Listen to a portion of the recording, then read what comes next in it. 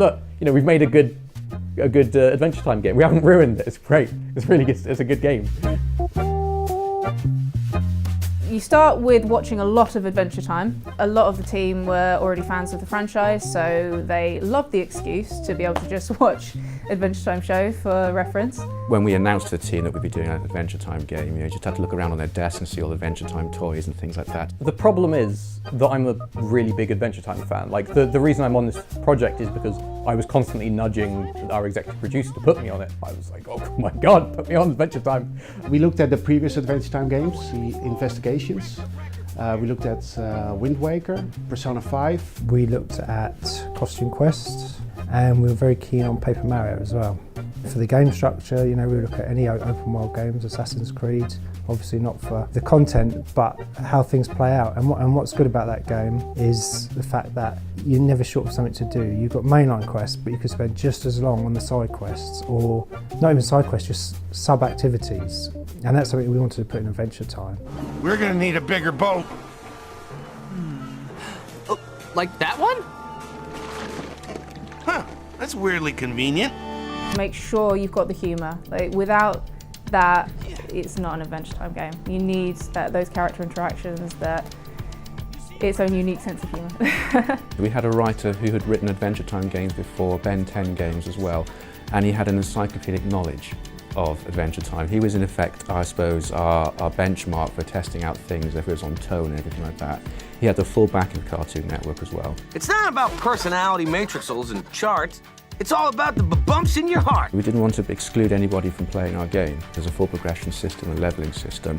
The enemies get tougher, but you never get overpowered or you never get underpowered. So we noticed the younger players got straight into it really well, but there is a lot of depth and there's so many items to buy as well, super fun items. I mean, like a stinky fish to stop people attacking you, or anti-poo brain juice. Not many games have got that, right?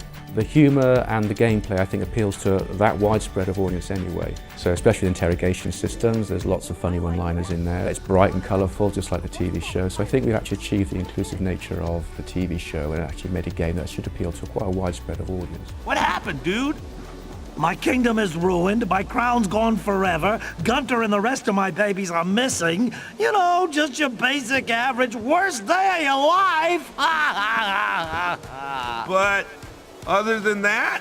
Because we're trying to make an open world game, you need to stream in a lot of content. Trying to stream a lot of content on a system like the Switch is quite hard, because you have a lot of content that you need to load in from a small cartridge.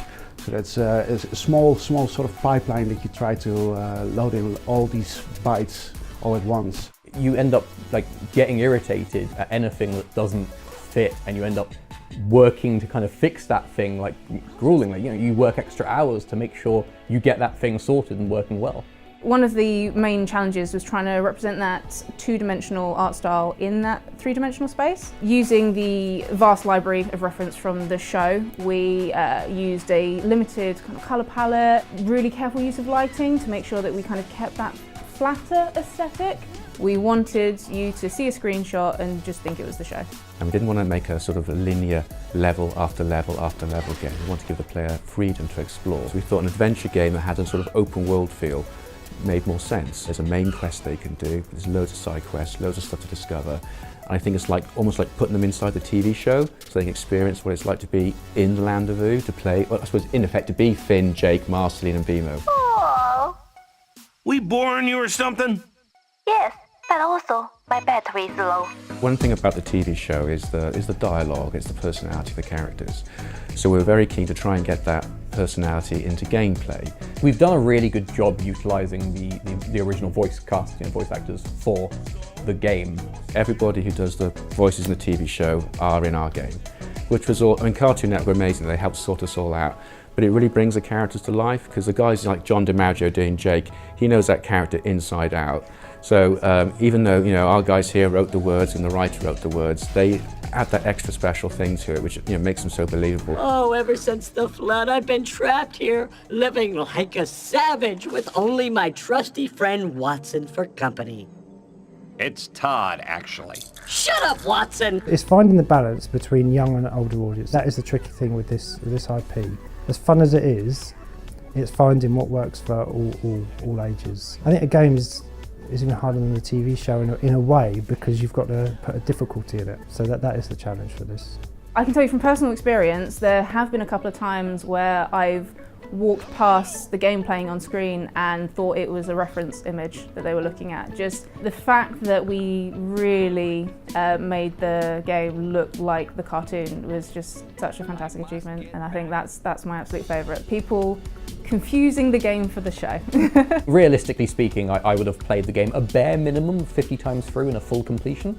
And we're talking about a 14+ hour game here, you know, throughout the year that I've been working on it. And the fact that I can enjoy it, even after playing it through so many times, makes me really happy. The one thing that I'm really proud of is we make people laugh. And to me, that makes it feel like the show. Achieving that, I think, has been a phenomenal success for us. And it's, you know, for fans and for new players alike. That's the critical thing for me. It's not a dry, it's not a nod, it is adventure time.